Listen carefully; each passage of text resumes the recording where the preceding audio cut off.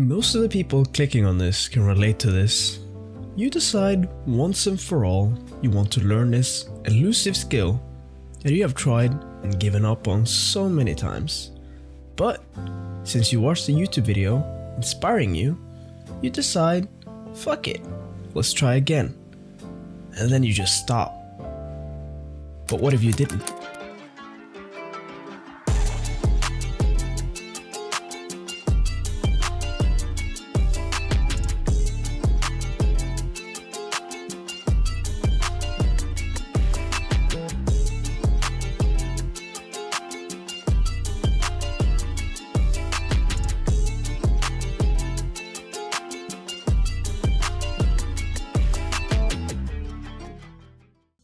As with all things, it was hard to begin. My humble art beginnings didn't start exactly a year ago though. Sorry, I lied. As a 13-year-old kid, I was fascinated with the skill of drawing, so I dabbled in it, but it never really amounted to anything, and I always stopped before I got anywhere. Then, during the month of May, I was struck by the gods and compelled to start again, because this time it will work. And I made a few things during this period. Nothing of which I was crazy proud of, but in hindsight, a relatively decent start point. Plot twist. It didn't. And I stopped for a while again. This wasn't meant for me, after all, I thought. I decided to enjoy my summer, staying inside and playing the new Pokemon MOBA. And halfway through the summer, I have an existential crisis over the fact that I had no tangible skills, and so I get another surge of motivation, and I borrow a book called Drawing on the Right Side of the Brain.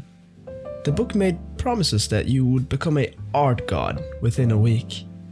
I am exaggerating, but it did say crazy shit that we all hear from artists.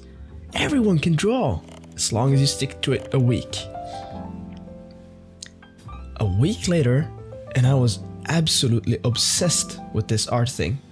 I had already made insane amounts of progress, and all my family members thought I had absolutely lost the plot, which is obviously true.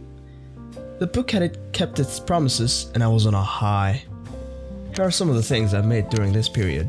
Among many of these portraits, this one was my favorite, and it made something click for me when it comes to actually seeing what you draw. And then, just like that, the summer was over, and it was back to uni. Initially, I had expected myself to stop the second I was back at uni, but I didn't. I actually kept it up. In that period, I decided to do a dreadful challenge. You had to make 10 portraits a day for 10 days. And amazingly enough, I actually did. I made 100 portraits in the span of 10 days.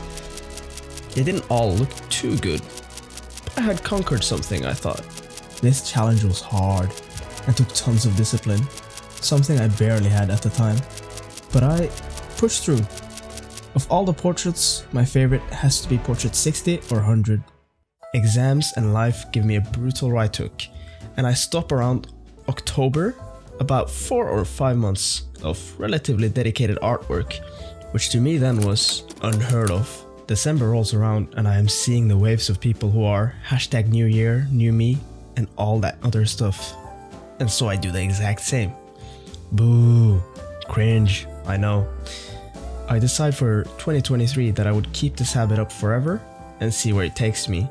And I also created this channel that gave a newfound purpose for my art, reinvigorating me to restart my art career, and I did, with different pieces like... I'm at a wall with the YouTube art taking too long to color, so I decided to go for a very loose coloring style, which I still enjoy to this day. All of them had a purpose now, to help me create the visuals for videos, but I still wanted to do different fun pieces that were not relevant to YouTube as well, so I made a few.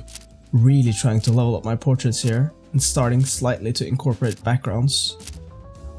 March rolls around, and that meant an entire year had went by since I started the art shtick, and this video would have been out by then, but there were some complications. Anyways, this leads me to the final piece of this video. This one is in a transitory stage between styles, as I have recently been inspired a lot by WLOP's style, but there is some clash between the cartoony style I'm starting to develop versus his painterly style. Thanks for watching.